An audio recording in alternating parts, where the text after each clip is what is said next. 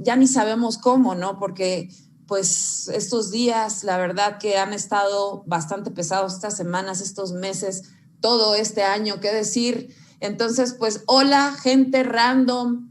Díganme, por favor, si me están escuchando, si estamos bien con el tema de audio, si me ven bien, si el internet está todo bien, todo estable. Por favor, hoy vamos a tener un tema muy, muy interesante que es pues la invisible salud mental, y tenemos a un gran invitado que en un momento voy a platicar sobre él, que es el psiquiatra Gustavo González Rivas. En un momento voy a presentarlo, pero ustedes díganme, por favor, si me escuchan bien, y por favor compartan este link, y escríbanme, díganme de dónde me están viendo. Y también díganme si ustedes creen que la salud mental es igual de importante que la salud física. ¿Qué creen ustedes? ¿Creen ustedes también que hay mucho tabú respecto a este tema? Yo les quiero platicar algo en lo que empezamos, pero quiero recordarles que este programa se está llevando a cabo en la misma, se está transmitiendo en Twitter, en Periscope, en YouTube y también en Facebook. Y aparte de todo, ya al mismo tiempo, ya es un programa de radio por internet. Entonces, bueno, creo que estoy viendo muchas notificaciones en mi celular. Déjenme quitarlas ahorita en un momento. Creo que sí, me distrae mucho. Bueno, les quiero platicar algo.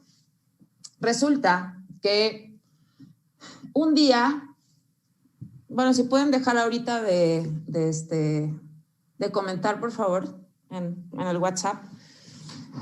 Les quería yo platicar algo. Un día que yo tenía que salir bueno, cuando podíamos salir, más que nada, cuando podíamos salir todavía más seguido, un día yo tenía que ir a una junta de trabajo. En eso salgo y, bueno, me estaba yo pintando, me estaba yo maquillando, me estaba yo poniendo el rímel y todo. En eso voy a la cocina y mi mamá llega con unas guayabas del mercado. Y entonces mi mamá me dice, no, pues están buenísimas, cómete una, que no sé qué. Entonces, y dije, bueno, pues sí, me voy a comer una guayaba. Entonces ya me comí una guayaba y dije, ay, no, sí están buenísimas. El caso es que me regreso al estudio y me siento frente a la computadora y dije, ah, chinga, pero ¿a qué vine, no?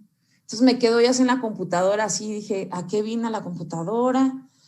Y dije, ay, pero si yo me estaba pintando, no tenía nada que hacer en la computadora. Entonces dije, ¿qué hago? Ah, sí, dije, pero ¿dónde dejé entonces mi rímel? ¿Y dónde dejé mi espejo? Y estaba yo así, dije, en eso ya salgo así del estudio, y en eso se acerca mi mamá y me dice, oye, Braila, de seguro esto era lo que estabas buscando, ¿verdad? Y me da el rímel y me da el espejo. Y yo, sí, sí, cierto. Para todo eso pasaron como 10 minutos. A lo que voy aquí es que eso a mí me pasa como 6 o 7 veces al día. 6 o 7 veces al día. Toda mi vida me ha pasado eso. Todas las semanas, todos los días, a cada hora, Entonces, eso afecta mi día a día. A lo que voy con esto es que yo hoy les quiero compartir el diagnóstico que yo tengo, porque hoy vamos a hablar justamente de la salud mental. Entonces, mi diagnóstico es trastorno con déficit de atención, con impulsividad y trastorno de ansiedad generalizada. Ustedes pueden decir, ay, no, pero pues a mí también eso me pasa a veces. Ay, no, pues, o sea, pues a cualquiera pues se le puede olvidar algo. No, pero vivir ya con eso. Más aparte, el tema de la impulsividad, ¿sí? Que cuando las cosas no te salen como tú quieres, pues de repente explotas más rápido de lo normal. Y si aparte le pones la ansiedad, pues es todo un tema. Hoy en la actualidad, yo tomo un tratamiento farmacológico, ¿sí? Desde hace varios años, pero yo les puedo decir que decidí tomar este tratamiento para decidirme tomarlo, pasaron muchos años. ¿Por qué? Pues justamente el tema es ese hoy también, ¿no? Porque todavía aquí en este país, ¿sí? Hay mucho tabú respecto al tema de la salud mental. Entonces, yo sí tengo un diagnóstico, ¿no? Pero ¿qué pasa? Nosotros tenemos, cuando vamos al doctor símil, cuando vamos a nuestros doctores de todo, nos hacen un diagnóstico y nos dicen, tienes rinitis de no sé qué, tienes, tienes colitis, tienes no sé qué, y entonces fácilmente tú te tomas un medicamento y no tienes problema. Por ejemplo, o en la familia, si tu hijo, si tu primo, si tu tío tienen algún diagnóstico y les hacen... les dejan un tratamiento, ni dices nada. Es más, toda la familia se involucra, toda la familia ayuda a que ese enfermo se cure. Y es más, viene el vecino, viene la tía, visita a esa persona, ¿no? Y dice, no, no, pues sí, pues hay que ayudarlo. Mira, te traje un tecito. ¿Cómo sigue el enfermo? ¿Cómo va la recuperación? Pero cuando el diagnóstico es sobre un tema mental, empieza la estigmatización sobre el tema, nadie dice nada, o supongamos, no, es que fulanita tiene trastorno límite de la personalidad. No, dice, no, esa está re loca, ¿sabes? Una cosa, no, ni te lleves con ella, no vayas a andar con ella, porque de seguro está loquísima, y no, ¿sí me explico? O no tenemos tacto para tratar a esas personas.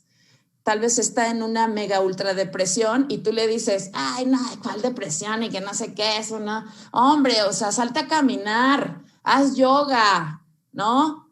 Tómate las flores de Bach y con eso ya vas a ver que te va súper... No tienes idea de cómo puede afectarle a las personas que tienen un trastorno mental y que minimices ese tipo de cosas.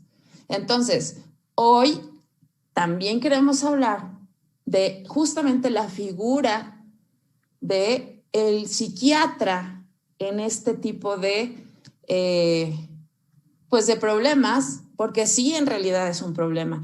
Es un problema social, es un problema de salud, ¿no? Pública. Entonces, hoy está con nosotros mi psiquiatra, que de hecho es mi psiquiatra desde hace poco tiempo, pero la verdad estoy bastante orgullosa y estoy muy contenta porque la verdad he estado al 100 con el nuevo tratamiento que estoy tomando, y también pues decirles que así, de esta forma, en otros países se habla de la salud mental. Un ejemplo sencillo, ¿no? Tengo una prima que tiene 25 años viviendo en Alemania. Estábamos platicando la otra vez sobre el tema. Ella me platica que en Alemania hay cafés, ¿sí? Cafés y restaurantes donde se habla, o sea, es especial donde tú llegas a hablar sobre estos temas de salud mental. Tenemos otra historia cultural, sin duda, que también ha influido, y yo espero realmente que esto que está sucediendo con la pandemia nos ayude a cambiar este mindset, esta forma de pensar respecto al tema, porque díganme si no, ¿cómo se han sentido en estos 7, 8 meses? ¿Han escuchado más sobre temas de ansiedad, de depresión? Entonces, les leo un poco sobre nuestro invitado de hoy. Él es el psiquiatra Gustavo González Rivas. Les leo un poco sobre él: médico cirujano egresado de la Universidad Autónoma de Guadalajara, médico especialista en psiquiatría, egresado del Hospital Psiquiátrico San Juan de Dios, miembro del Colegio Médico de Querétaro, miembro activo de la Asociación Psiquiátrica Mexicana, recertificado por el Consejo Mexicano de Psiquiatría, reconocimiento por destacada labor profesional en beneficio de los queretanos, del Gobierno del Estado de Querétaro, asesor técnico médico de la Ley de Salud Mental de Querétaro, médico psiquiatra con 21 años de experiencia en el diagnóstico y tratamiento de pacientes con trastornos mentales y del comportamiento humano. Ya hasta el aire se me acabó médico psiquiatra adscrito del Centro Estatal de Salud Mental de la Secretaría de Salud del Estado de Querétaro desde el año 1999 a la fecha, brindando atención en consulta externa de segundo nivel especializado, psiquiatra perito adscrito de la Secretaría de Salud, profesor adjunto de rotación de resistencia médica en medicina familiar del IMSS. Buenas noches, ahora sí, querido doctor, ¿cómo está? Muy buenas noches, gracias por la invitación y es un honor estar con ustedes y brindando lo que se pueda ofrecer. Pues bienvenido aquí. Hay muchas personas. Hablaba algo acerca de la residencia médica, que es parte de la formación de algunos médicos que están haciendo la especialidad médica en un área determinada. Entonces, como profesor adjunto, les oriento cómo abordar a un paciente con un problema de cierta enfermedad médica relacionada con la salud mental. Ok, pues muchísimas gracias por estar aquí. Ya tenemos aquí algunos comentarios, como le decía, Eduardo Yellowway, hola, saludos, la mente es muy poderosa y como tal hay que atenderla, interesante, saludos de parte de Mauricio Muriz. Y pues justamente eso, la invisible salud mental. Doctor, hay algo muy importante que usted me dijo en estos días que hemos estado platicando, la importancia, ¿qué tan importante es la salud mental? Y me contesta el doctor, es tan importante ahorita y siempre como lavarse las manos. Platíqueme, doctor, por favor, ¿por qué lo ve así usted? Mire, de verlo como lavarse las manos es con respecto de manera muy simbólico, porque la salud mental la tenemos que estar constantemente cambiando para mejorar a base de varios aspectos de la propia vida, de la propia existencia, de ver las cosas con calma. Si abrimos la llave, sale el agua y nos lavamos las manos, en este caso la salud mental tenemos que abrirlo también, hacer más espontáneo, más libre con respecto a nuestra forma de ver las cosas. Así de sencillo. Sí, si tenemos la higiene, adelante, es lo más importante. Sí, así es. Y pues platicando sobre la figura del psiquiatra, por ejemplo, partiendo, supongamos que la gente que ahorita la gente que nos está viendo, ¿no? Hablando sobre la pandemia, ¿no? Que ahorita yo estoy segura que ha detonado todavía más muchos trastornos, ha detonado muchísimo el tema de violencia, ¿no? Intrafamiliar, violencia en la casa, porque pues estamos, ¿cómo afecta el encierro a nosotros como humanos, ya así de entrada? Mire, cuando una persona, bueno, en estos casos, cuando hay un grupo de personas que están dentro de un lugar determinado, en un área determinada, y hay una pandemia afuera de las casas, que está en la calle, que está latente, las personas, como conviven más que nunca, llegan al momento que empiezan a tener ciertos grados de ansiedad o de angustia. Primero hablaríamos del poder económico o del empleo. Hablaríamos también, de cierta manera, de que estamos todos habituados a estar fuera de la casa la mayor parte del tiempo, al menos que tengamos una actividad fuera, ¿sí? Como laboral, regresar a la casa y mantenernos todo el rato. Eso hace que nos van encerrando ciertos componentes, ciertos comportamientos de todos los miembros de una familia, en el cual debe haber siempre un líder, debe haber alguien, sea la figura paterna o materna y los hijos. Todos deben estar pensando en una cosa, ¿cuál? Mantenernos en cuidado en casa, de no exponernos de manera, sí, por fuera, de manera deliberada. La salud mental debe de prevalecer dentro de la casa para que podamos tener una buena relación entre nosotros, porque el confinamiento por largas horas, por varios días, y no salir, al menos que tengamos que trabajar por necesidad, ¿sí? Nos va reduciendo nuestros espacios, nos va haciendo algo tedioso y persona va generando mucha angustia. ¿Qué voy a hacer? ¿Qué es bueno para los demás? Nos empezamos a ver a la persona diario más que nunca, porque a lo mejor 8 horas de trabajo en una oficina, en una fábrica, pues a lo mejor no libera. Y la persona que está en casa, que se dedica a las cuestiones del hogar o la manutención del hogar, a lo mejor puede ser algo habitual. Y la persona que regresaba de la casa, por lo menos llegaba despejado. Ahora no. Ante las cuestiones de los semáforos, de colores, dependiendo, todo eso, sí, de las actividades que vamos empleando, sí, llega un momento, después de 6, 7 meses encerrado, así, literalmente está en un lugar, sí, aprendimos a respetar mucho sobre la distancia de los demás. También empezamos a respetar, sí, nuestra salud. Ahora, todo lo que comemos.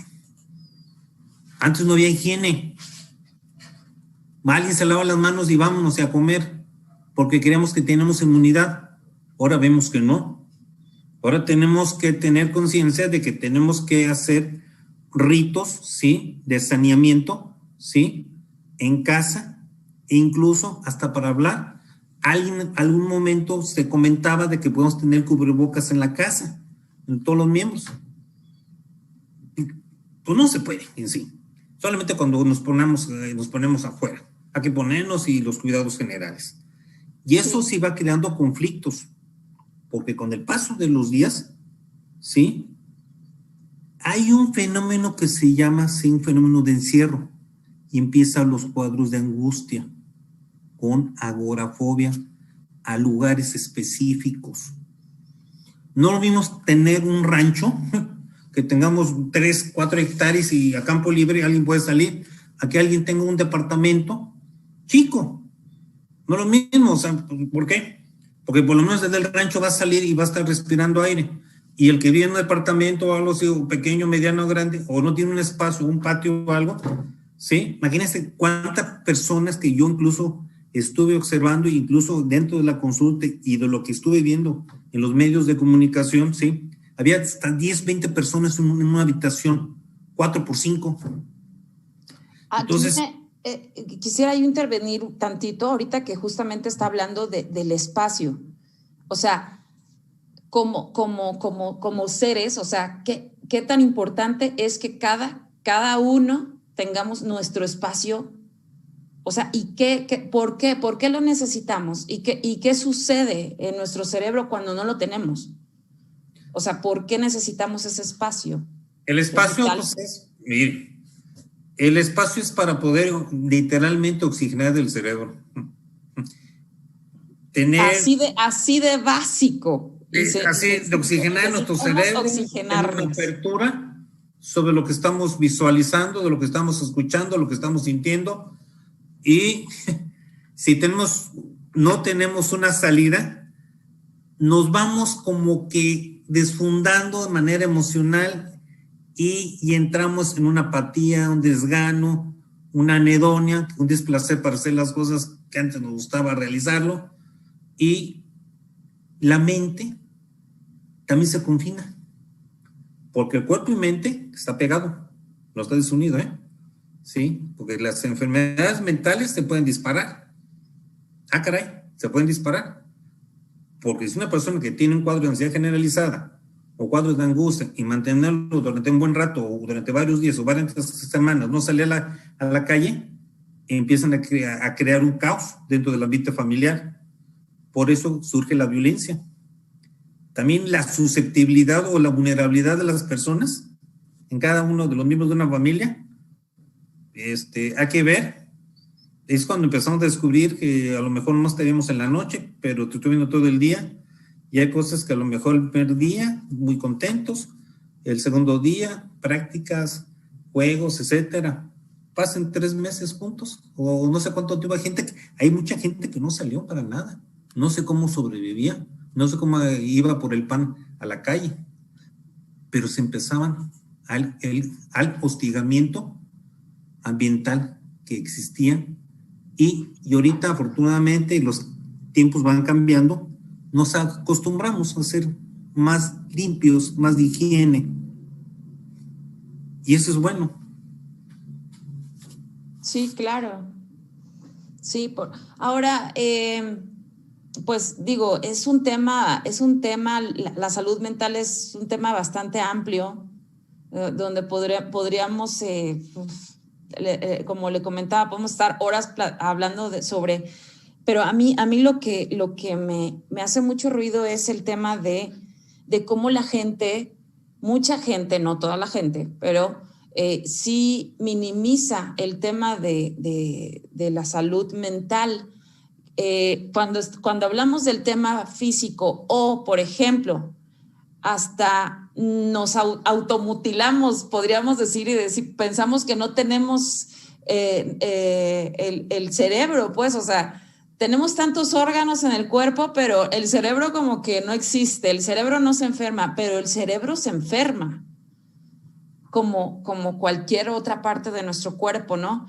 Entonces, a mí me gustaría que también nos hablara un poco de eso. ¿Por qué? O sea, ¿por qué la gente, sobre todo en nuestro país, sobre todo aquí en todo Latinoamérica, en todo, o sea, minimiza todo este tipo de cosas? O sea, siempre hay como demasiado tabú en el aspecto de que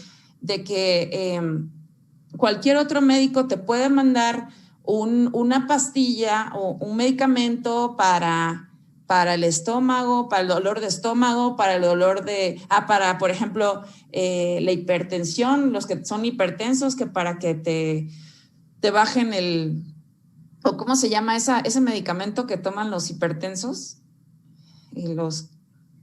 ¿Usted sabe? Los medicamentos antihipertensivos o los inhibidores de la ECA, que son diuréticos. Que se toman todos, aparte se toman todos los días. Se toman todos los días, los diabéticos también, ¿no? Pero si es un medicamento para el cerebro, que te lo tienes que tomar ya, no sé, por 2 años, por 5 años, por toda la vida que te queda, ¿qué pasa ahí? Mire, ¿qué pasa ahí? Le voy a comentar lo siguiente, así muy breve. La enfermedad mental no tiene anatomía para poder palpar. Es subjetivo. Refiere a la persona que se siente mal. Siempre visualizamos si de veras está mal alguna cosa o una parte de nuestro cuerpo humano. Cuando llegan a nosotros es porque tardaron mucho en buscar una ayuda o se la piensan. Porque esto se puede remediar poniendo entre comillas el echarle ganas o la opinión a veces de tipo muy piadosos que a veces destruyen todo un tratamiento. He visto muchísima gente que incluso pasan hasta de 5, la estadística dice, hasta de 5 hasta 10 años para atender hasta de un cuadro de ansiedad o de una depresión. ¿Por qué? Porque existe el estigma social. El estigma social, cierta manera, es el rechazo, porque la sociedad tiene mucho miedo a reconocer de que existe, entre paréntesis o entre comillas, la locura, que término que está en desuso de hace un siglo, pero lo seguimos empleando. ¿Por qué lo seguimos empleando? Porque está presente como término. Y de cierta manera, la población abierta, cualquiera puede decir, ¿sí? Está usted mal de sus facultades, en otras palabras, entre comillas, no es propiamente dicho, pero lo hacen, ¿sí? Eres un bipolar, o eres un esquizofrénico, o eres un neurótico, ¿sí? O estás loco de manera literal.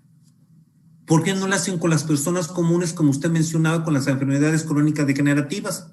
Usted dígale a un diabético que se quita el tratamiento para el azúcar, o un hipertenso para el problema de los riñones, etcétera, que va teniendo consecuencias, o un cardiópata, quítale un medicamento, ¿sí? Para la presión sanguínea, etcétera, para la conducción cardíaca.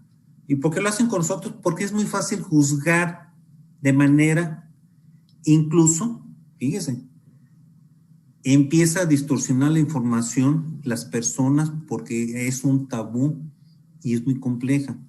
La sociedad en general, desde hace siglos, siempre ha existido dos personajes en la historia universal. Tanto el loco, entre paréntesis, y el pobre. Siempre han estado. Y el loco lo ven como algo, como la parte de atrás de alguien que no queremos reconocer. Hay 450 millones de personas ahorita en este momento que han padecido alguna enfermedad neurológica o psiquiátrica. El 1% de la población mundial va a padecer en algún momento datos de esquizofrenia o alguna enfermedad relacionada con eso. Fíjense nada más, toda esa estadística. El 5% que pierde los empleos es por ansiedad, por angustia. Y tienen el temor de las personas encargadas de ellos, empresarios o etcétera, de no aceptar a personas con discapacidad. Varios términos o prefijos psiquiátricos se cambiaron. ¿Por qué? Pues precisamente por las cuestiones de la discriminación. Anteriormente a un retrasado mental, ahora lo ideal es decir discapacidad intelectual. Eso es lo más importante, porque hablamos de una discapacidad para realizar una actividad. ¿Y eso quién lo ve? Los profesionales de la salud mental, nada más. Y sí, va a haber muchos imitadores o imitaciones, y va a haber personas que están relacionadas que van a tratar a la salud mental como debe de ser, por medio de magia o de charlatanería, y eso no debe ser. La psiquiatría debemos defendernos a los que nos dedicamos a eso, más que nunca, porque hay dos partes fundamentales de la psiquiatría actual. La psiquiatría psicológica o del psicoanálisis, yo no estoy ni a favor ni en contra, se emplea muy bien y tiene éxito. Y la biologista es la que más practicamos, la psiquiatría actual. La psiquiatría antigua, desde que Sigmund Freud inauguró todo, ¿sí? Gracias a él, ¿sí? El psicoanálisis se introdujo durante mucho tiempo y fue algo bueno en su momento. Y empezaron los cambios. Le da una herramienta poderosa a la psiquiatría que debe tratarse a las enfermedades mentales, y es cuando hubo mucho descubrimiento, muchas aceleraciones en la ciencia. Por eso la psiquiatría tardó muchísimos años en verse como una neurociencia. ¿Por qué? Porque anteriormente era confinado el antiguo psiquiatra de hace 200 o 300 años, nomás era en un asilo para enfermos mentales, que ahí trabajaban las demencias o la demencia precoz, que actualmente es la esquizofrenia. Y ha evolucionado de manera satisfactoria, ¿sí? Incluso porque existe el estigma, porque le han dado vuelo a las cosas amarillistas sobre la conducta. Usted lo ha visto a través de películas, prensa, programas, etcétera, de que el que está enfermo mental es el que genera violencia. El 3% de las personas que tienen una enfermedad mental cometen un delito. Y el resto, problemas de gente con problemas de personalidad. Sí. Bien. Sí, la verdad, sí, es todo un tema. Por ejemplo, logramos formar una comunidad de adultos con déficit de atención, ¿no? Con hiperactividad y sin hiperactividad. Y el problema que, por ejemplo, existe, que yo he notado en esta comunidad, que ya somos 3,000 adultos, que de vez en cuando nos hemos reunido, es que muchos, por ejemplo, no dicen en su casa, ¿no? que tienen trastorno por déficit de atención. Tampoco dicen en su trabajo que tienen ese trastorno por miedo a que les quiten el trabajo o por miedo a que no les den el trabajo, ¿no? Yo también he notado de forma personal en mi trabajo que o en mis relaciones cercanas, ¿no? Que luego como que se burlan mucho, tanto familiares como amigos, ¿no?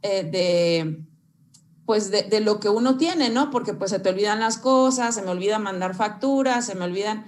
Y pues a mí yo trato de tomarlo de la forma más positiva y ya pues trato de que me dé risa, pero en realidad es algo que uno, con lo que uno vive, que no es como que te dé tanta risa en realidad. Ahorita ya lo tomo de esa forma, ¿no?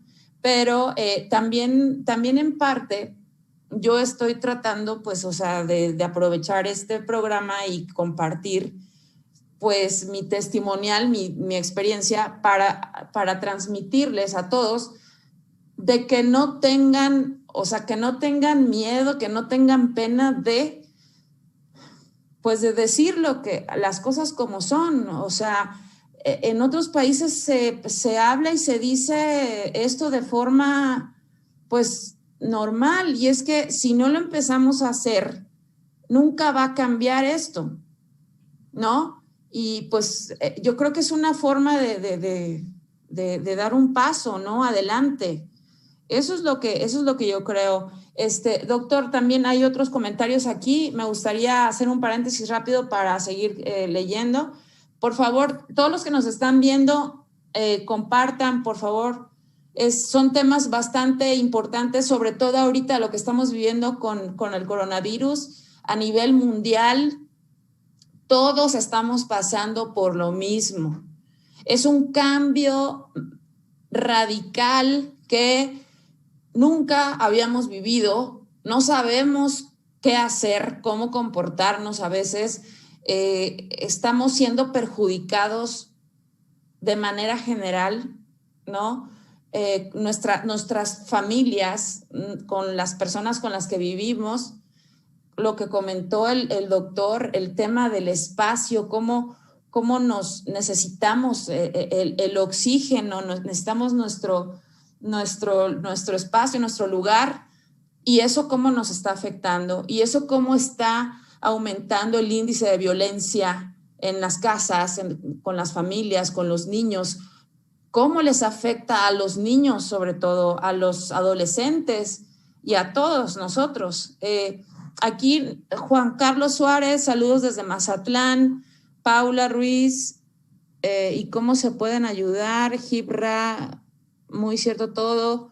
Y Marco dice, la enfermedad mental no tiene anatomía, lo que mencionó ahorita el doctor, muy cierto.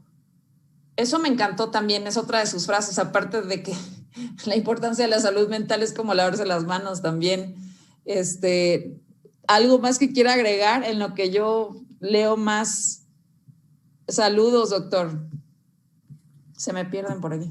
Mire, la salud mental en general ahorita tiene que ser visto de manera con confianza. No podemos estar escatimando, ¿sí? Ni encerrarnos, ni decir indiferente que esto se va a solucionar de la noche a la mañana. Recuerden que las enfermedades mentales anteriormente se trataban por medio de técnicas de relajación. Con el nacimiento del psicoanálisis a finales del siglo XIX, la gente acudía a tratarse con los médicos en el cual se estaban ensayando o estaban entrenándose en el psicoanálisis. Claro que Sigmund Freud y sus colegas, sí, empezaron a encontrar que la neurosis era la etapa final de las personas que tenían histeria o tenían melancolía o cuestiones de la sexualidad que estaban reprimidas. Con el paso del tiempo, ¿sí? Hubo incluso Gustavo Jung, ¿sí? En el cual fue alumno de él y él no estaba de acuerdo. Entonces se va generando una serie de cambios muy importantes, incluso hasta drásticos, ¿sí? En el cual la ciencia médica de aquel entonces quería, ¿sí?, que hubiera otra modificación más, porque realmente nada más se veía al paciente en un asilo. Incluso el psicoanálisis se veía como una atención para la gente de la burguesía en aquel entonces. con el advenimiento de los tratamientos médicos para la malaria en los años 30, o la cuestión de la insulina a grandes dosis, ¿sí? O la terapia electroconvulsiva, cambió radicalmente el pensar del psicoanálisis 30 años después. De 1900 a 1930 se cambia. 20 años después, con los medicamentos, con el uso de un antidepresivo tricíclico que se llama imipramina, se usó de manera inicial, ¿sí? Para la malaria o para otra enfermedad médica. Y ahí se encontró las propiedades o las bondades de tener un efecto para los cuadros afectivos, ¿sí? Y a través de la historia, en los años 60 se empiezan a levantar la población y tener sus derechos y obligaciones, y es cuando da el nacimiento a los derechos de las personas con pacientes o problemas relacionados con salud mental. Y así nos vamos. Ahorita la psiquiatría, sí, se ha convertido, aunque a muchos no les guste, en una neurociencia, porque no es únicamente tratar a una persona en confinamiento en un asilo, sino es todo un proceso bioquímico de una alteración, y eso lo saben perfectamente bien los psicólogos y los neurólogos. Durante mucho tiempo, la psiquiatría, sí, trabajaba en la epilepsia. Un grupo de psiquiatras de hace 70, 80 años no lograron que ya no se atendiera tal como es. Entonces la epilepsia cambia de la persona en atención, como que se hizo exclusividad del neurólogo y de la psiquiatría, pues solamente de los problemas relacionados con psicosis. No, se debe tratar como debe de ser, ¿sí? Entonces la figura del psiquiatra ahorita, o la figura del profesional de la salud mental, debe ser importante. Efectivamente, como usted menciona, en Europa y en otros lugares, sí, hay lugares abiertos, ¿sí? Incluso es de ir de manera categórica, ir con el odontólogo y con el psiquiatra en países desarrollados. Aquí se está viéndose ya esa cultura. Ya no estamos en muchos aspectos ya no estamos tan bajos como antes. Pero sí tenemos que tener en cuenta que tenemos que levantar que las personas acudan sin ningún temor. Por eso sí lo he visto. Es un temor en el cual se ha señalado o el estigma social. Claro. El El estigma social, social, o sea, el temor es ese, el temor es que te tachen, ¿no? Te digan, no, ese va al psiquiatra y toma no sé qué y no, aguas, o sea, ahora sí que no te acerques a él porque, sí, pero te estás preocupando por tu salud mental, te estás preocupando y estás haciendo algo al respecto, ¿sí? Y eso es lo que no está viendo la gente. Ah, no, ahí estás en un matrimonio que le pegas a la mujer o tú le pegas al hombre, o sea, como quieras, ¿no? O sea, no quiero meterme así en temas así, escabrosillos, pero a lo que voy es eso. O sea, tienen un relajo así con sus parejas, su familia, sus hijos, sus amistades, su trabajo, todo, ¿no? Pero la loca es uno. O sea, la loca es uno porque tú eres la que te expresas, la que vas a terapia, la que tomas medicamentos, la que eres creativa, ¿sí me explico? O sea, y te dicen, no, o sea, pero ni te acerques porque ella está loca, porque se expresa sexualmente, cambia de novio cada rato. ¿Sí me explico? O sea, es como dices, más bien, digo, si cambias de novio dices, no, pues es que este güey no voy a estar con alguien que me trate mal, ¿verdad? Entonces me cambio a otra persona, con otra persona. ¿Y por qué? Tengo que esperar 3, 4 años para sanarme, cuando yo digo, pues yo sé qué quiero, ¿no? O sea, yo estoy dando mi ejemplo, mi testimonio, sin ningún problema, porque siempre he sido así, o sea, no tengo pelos en la lengua, ¿no? Y el problema es ese, que luego piensan que si no tiene uno pelos en la lengua, pues, o sea, pues estás loca, ¿no? Y más todavía Si uno dice que tienes un trastorno, ¿no?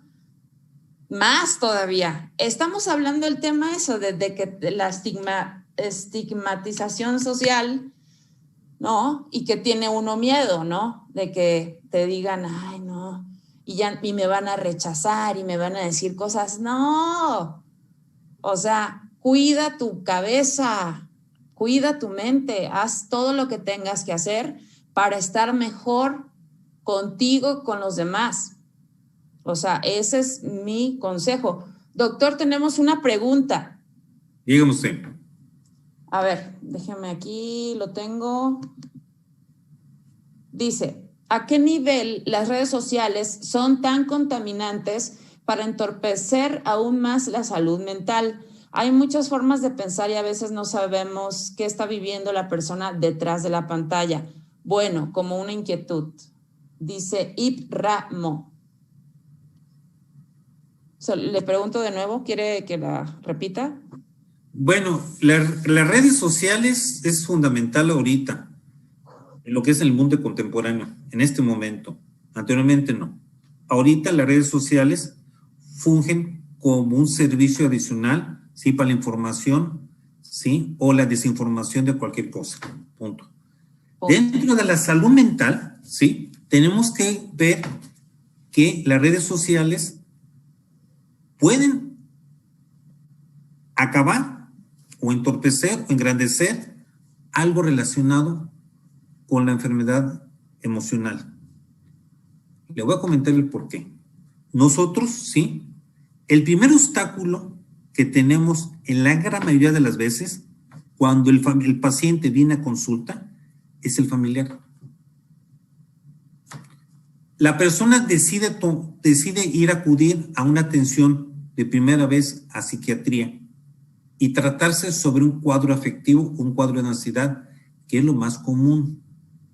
Desde luego, si es una enfermedad más severa, desde luego lo llevan los familiares, pero pueden minimizar o pueden decir que nomás es cuestión de charla y de pensar, sí, que un proceso neurobiológico que nosotros siempre vemos en nuestros lóbulos frontales, donde pensamos, sí, necesitamos, sí, que escuchar cuál es un motivo de una consulta, porque intervienen muchos factores.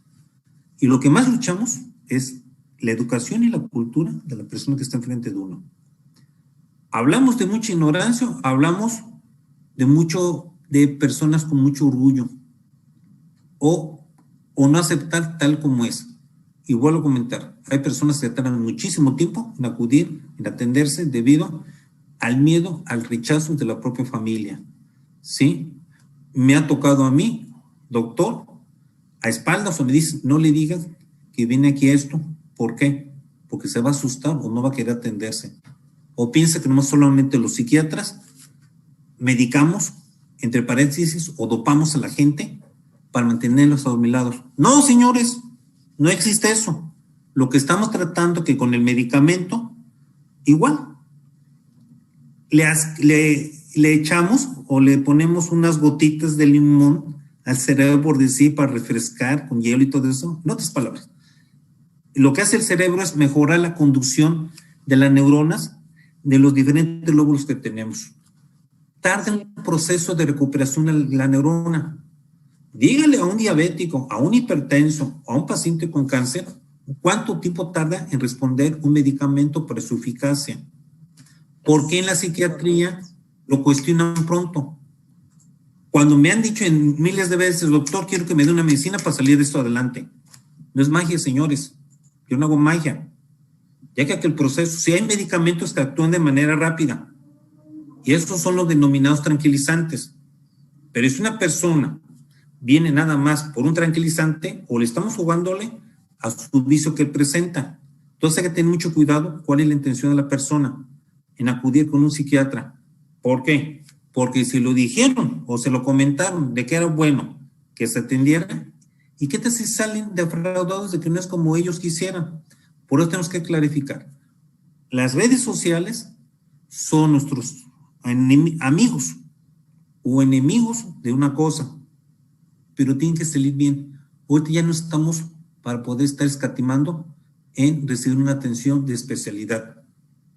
Y la psiquiatría, como dije en un momento, es una neurociencia, porque no es únicamente estudiar la mente, es que estudiamos toda la biología de un proceso neurocognitivo o cognitivo de la persona. Hablamos de un problema, trastorno neurocognitivo, hablamos de un deterioro. ¿Ok? Ok, gracias, doctor. Me gustaría, ahorita que mencionó el tema de que ustedes dopan a la gente y que si los medicamentos funcionan o no a la persona, que si cuánto tarda en hacerles efecto. Me gustaría agregar un poco a esa parte, de acuerdo a la experiencia que yo tengo con los medicamentos, por ejemplo, para que la gente sepa también, ¿no? Aprovechar, porque a mí muchas personas me han dicho, no, es que yo fui al psiquiatra, o sea, porque yo tuve ansiedad, yo tuve depresión, y me mandó unos medicamentos, o sea, un medicamento, pero ya me sentía toda lento, no, y ya a lo mejor lo dejé de tomar porque no me sentía bien.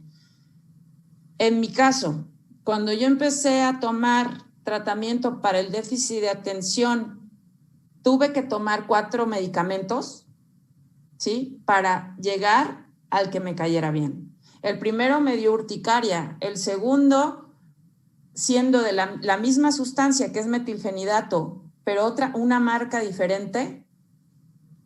Una marca diferente, sí sé. Ay, Dios. Sí lo tengo en cuenta, cabina. Gracias.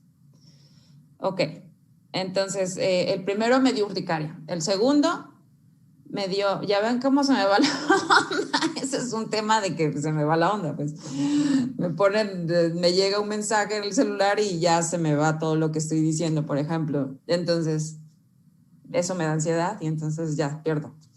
Entonces, urticaria, cambio ¿cómo se llama? Del nombre de la sustancia, o sea, metilfenidato, pero la marca, o sea, tuve que cambiar 2 o 3 marcas, pues, bueno. Pero uno me dio ansiedad, el otro. Entonces, no es tan fácil a veces o sea, encontrar el medicamento, pero tienes que ser paciente.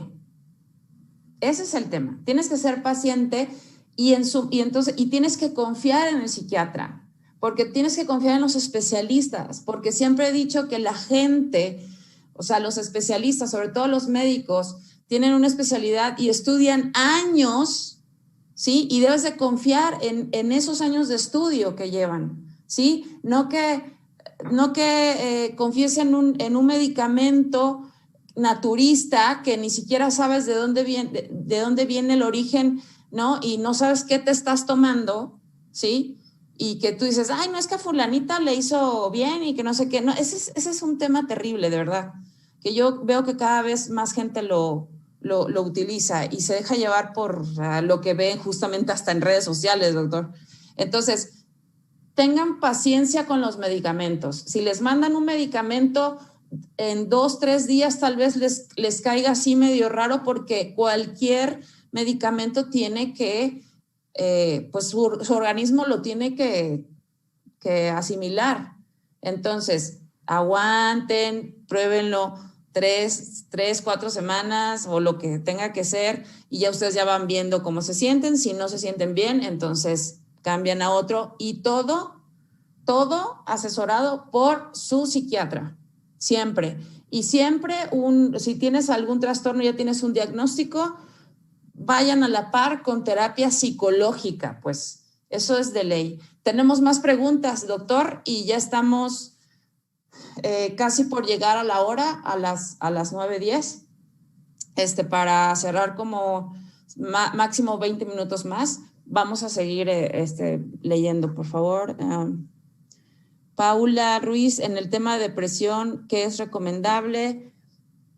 A ver, permíteme aquí, es que Paula tenía por aquí otra pregunta que Espérame.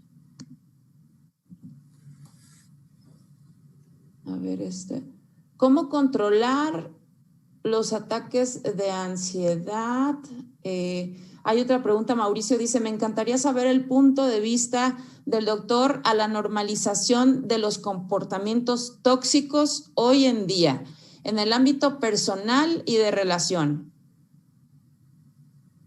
A ver si me puede contestar esa primero, doctor. Me encantaría saber el punto de vista. Es que también hay que denominar a qué le llama ahora ser tóxico. El ser tóxico como que se interpreta como algo que hace daño, o que alguien hace daño, o que es enfermizo, que debe de ser los trastornos de la personalidad. Punto. La personalidad tóxica que se denomina, hay que llevarla a que está un tipo de trastorno del carácter, de varios tipos de personalidad. Porque si tenemos un tipo de personalidad, o si es pegajosa, como entre comillas, entre paréntesis, o es totalmente indiferente, sí puede arruinar a otra persona. Los trastornos de personalidad se definen, sí, como trastornos del carácter, de la formación, como veamos las cosas. Cuando hablamos de toxicidad en una conducta humana, hablamos que ya es dañino. Y si se junta una persona que hace dañino con otra, pues tenemos de cierta manera que separar a esas personas del daño mutuo que se está haciendo. Entonces, alguien debe de recibir la atención especializada y recibir un tratamiento, sí, tanto psicológico como farmacológico. Haciendo alusivo a los medicamentos, sí, tenemos que impregnar a dosis respuesta por cada persona. Tenemos que hacer titulaciones o de la dosis dependiendo cómo es la persona. Si una persona me llega que es muy sensible y vulnerable o está incrédula de tomarlo, pues el tratamiento va a ser corto, no lo va a aceptar, porque ahí viene su cultura y su educación. Entonces, claro, por supuesto. Y eso es lo que siempre vamos a valorar. Bien. Sí, yo creo que lo más difícil es luego aceptar que necesitas ayuda, ¿no? O sea, que necesitas y que tienes algún problema y buscar ayuda. Eso es el paso número 1.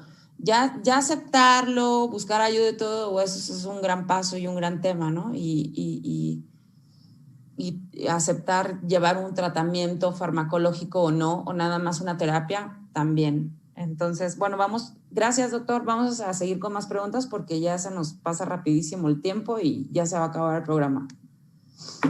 ¿Qué tan recomendable o en qué momento sabes, dice Paula Ruiz, en qué momento sabes si se debe internar o no a una persona? Y creo que ella estaba hablando en varios comentarios sobre alguien que tiene esquizofrenia, si no me equivoco, Paula, porque en otro comentario dice qué tan peligrosos pueden ser con ellos mismos y con los demás. Está hablando un poco más sobre alguien, creo que ella sospecha que tiene esquizofrenia o algo así.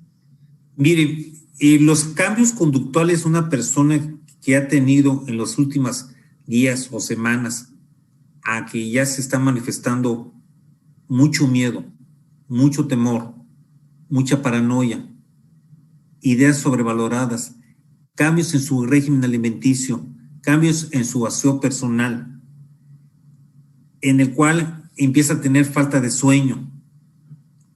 Personas que anteriormente eran alegres y ahora son opacados o se empiezan a aislar. El primer síntoma predominante de la esquizofrenia es el aislamiento. Debutan siempre por lo general con un cuadro depresivo. Empiezan a tener manifestaciones de falsas percepciones en el cual no los tenía antes. Y para ellos a lo mejor es novedad, después una rutina, porque va incrementando la falsa percepción auditiva, ¿sí?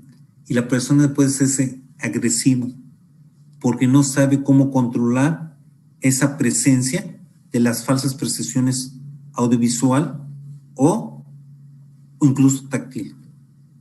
Cuando una persona debuta con datos de esquizofrenia. Primer dato, aislamiento, cuadros depresivos y cambios en su forma de ver las cosas, en lo cual empieza a dejar de comer, empieza a dejar de asearse, deja de tener un hábito, abandona trabajos, o empieza a estar en la noche despierto, aguas. O cuidado, son datos. Entonces se tiene que, no haces un estudio. Mucha gente me dice, doctor, la esquizofrenia se puede detectar por medio de un estudio a la cabeza. No, señores, es clínica. La clínica, la historia médica, nos va a cambiar todo. Una historia, lo mejor que se pueda. Pues también de los datos confiables que utilizamos la persona y de la observación que dijimos al principio del programa. ¿Cuál? La observación de ver cómo se va comportando esa persona a través de los días y de las semanas.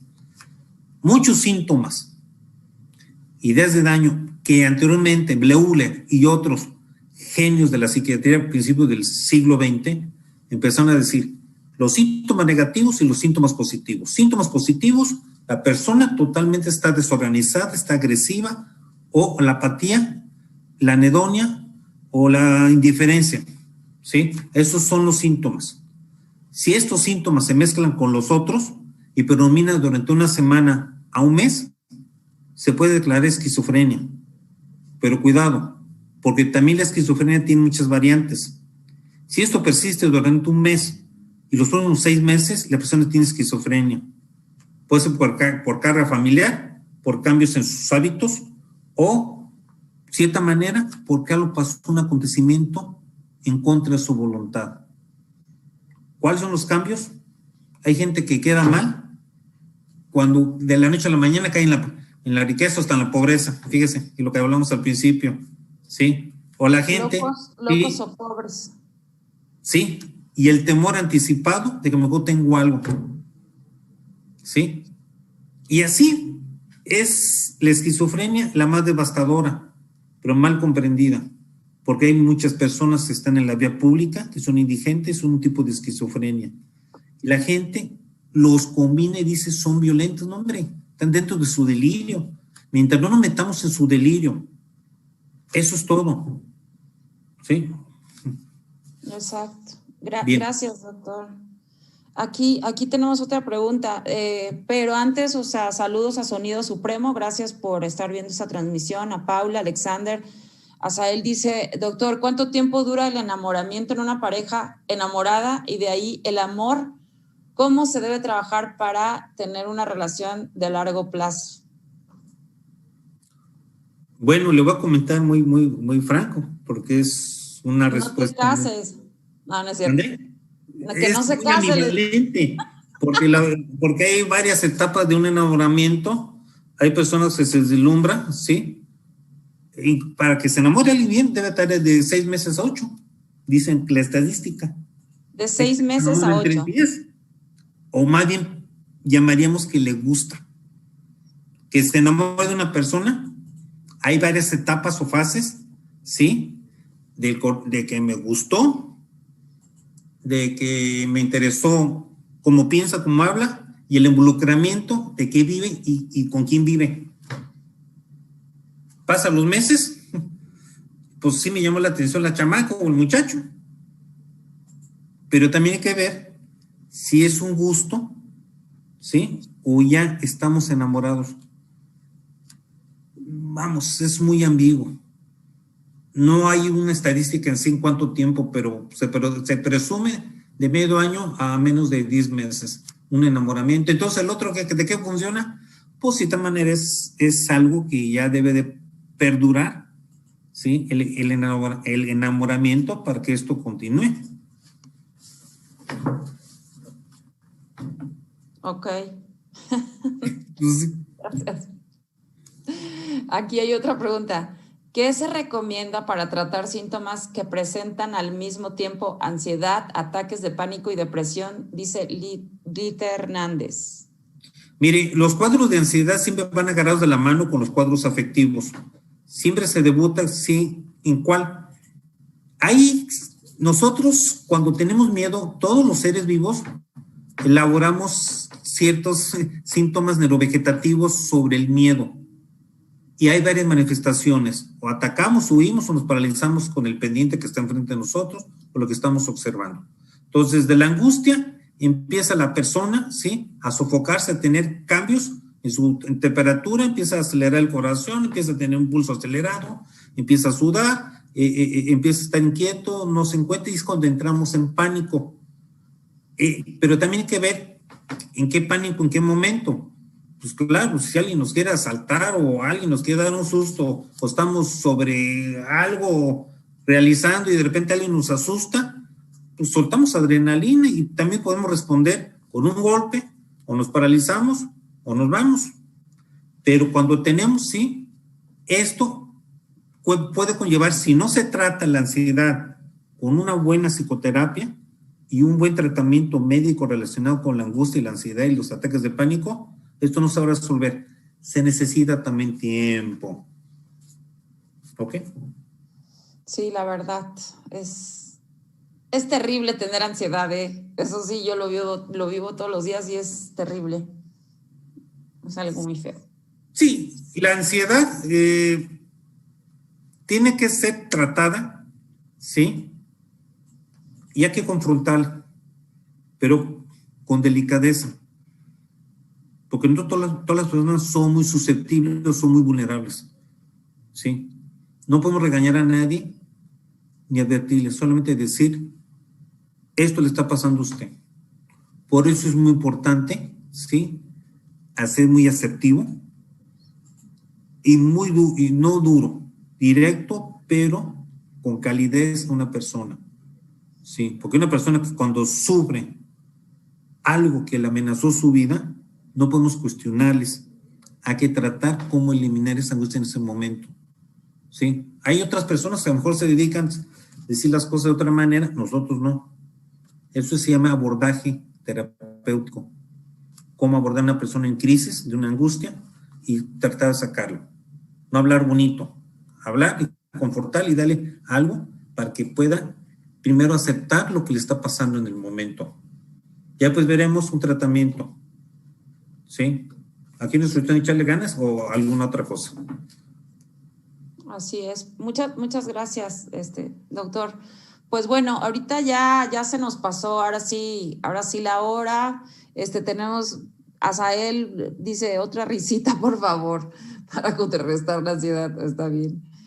Alex Soto, el doctor es la onda, qué invitadazo. Braila explica espectacularmente, que usted explica espectacularmente las cosas, que ya tiene un fan por aquí que se llama Alex Soto y que si tiene página de Facebook, me está preguntando. Bueno, no, el doctor no tiene página de Facebook. Él es de los afortunados que no tiene redes sociales en esta época, pero aprovechando cabina, ahorita en un momento más, vamos a justamente a cerrar este programa y les vamos a compartir a todos el contacto del doctor por si alguien está interesado en contactarlo y tener pues alguna terapia con él, alguna cita con él. Doctor, pues de verdad, muchísimas gracias. A mí me gustaría hacerle una pregunta ahorita, pues aprovechando que está aquí con nosotros el tema de la pandemia. Yo quiero saber, todos ahorita estamos expuestos a que se nos detone el tema de depresión o ansiedad o cualquier otro trastorno, todos.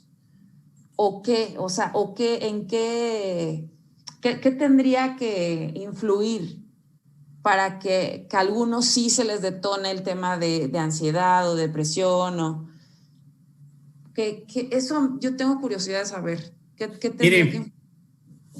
Sí, dependiendo de los mecanismos de defensa de cada persona, como se expone ante un pendiente, un peligro, lo vulnerable que podemos hacer o lo susceptible.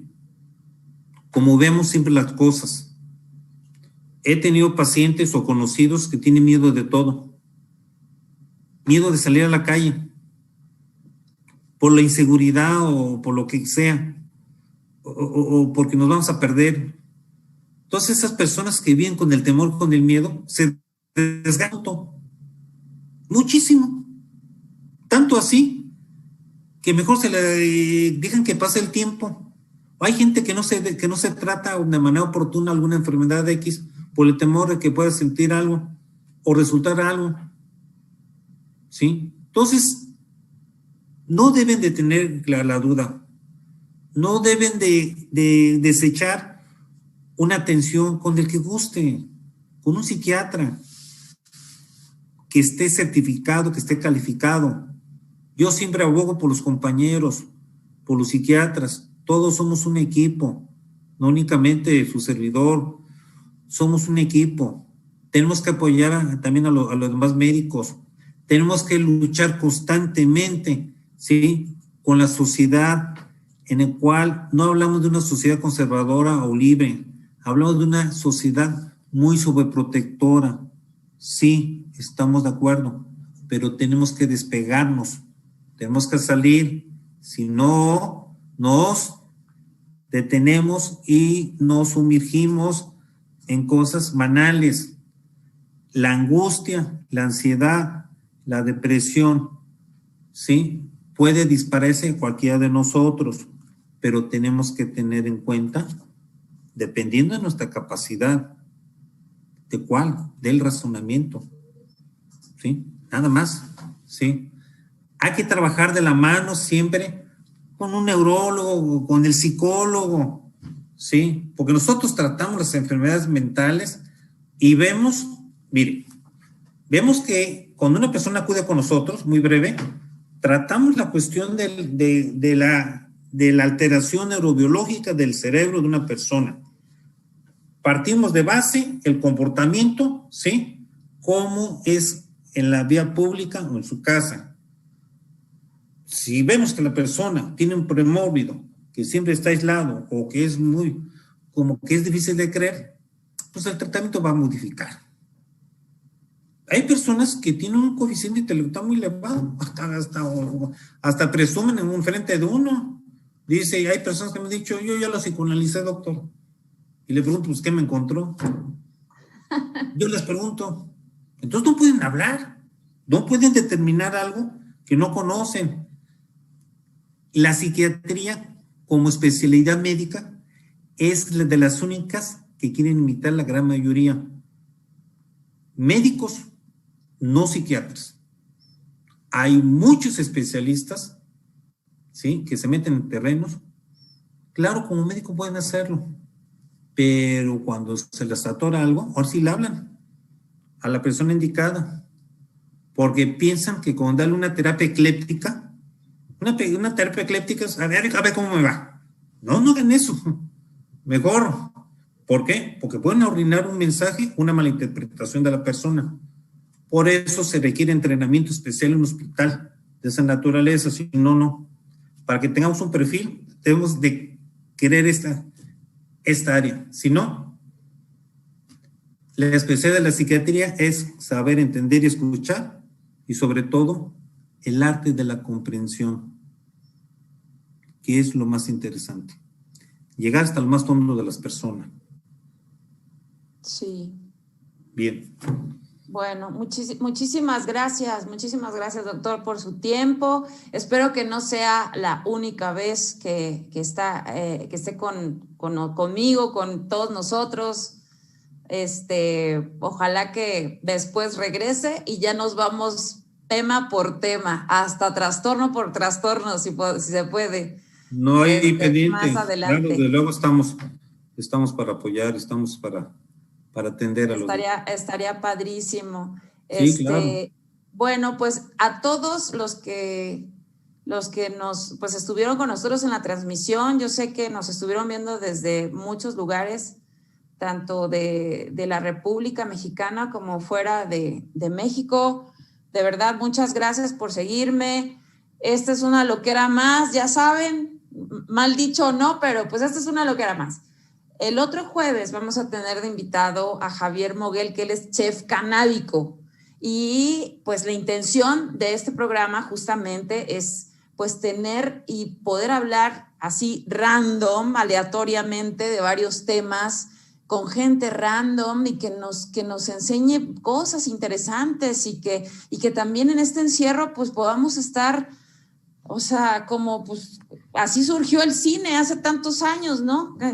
¿No? Pues, del entretenimiento, de ver qué otras cosas podemos hacer y qué podemos ofrecer a la gente para que esté entretenida en sus casas, ¿no? Y contenido que nos interese a todos y que nos ayude y nos beneficie y sobre todo que nos ayude a estar más relajados en casa. Bueno, no sé, no lo digo por la cocina canábica, no sé, o sí, puede ser también. No es cierto. Pero bueno, ay, ya ven, ya se me olvidó qué más les iba yo a decir. Por favor, cabina, si pueden poner los datos del doctor ya para cerrar. Y bueno, pues muchas gracias. Nos vemos a la próxima. Recuerden que la enfermedad mental no tiene anatomía, como dijo el doctor. Y la salud mental es tan importante como si te lavaras las manos. Así que bye. Besos a todos.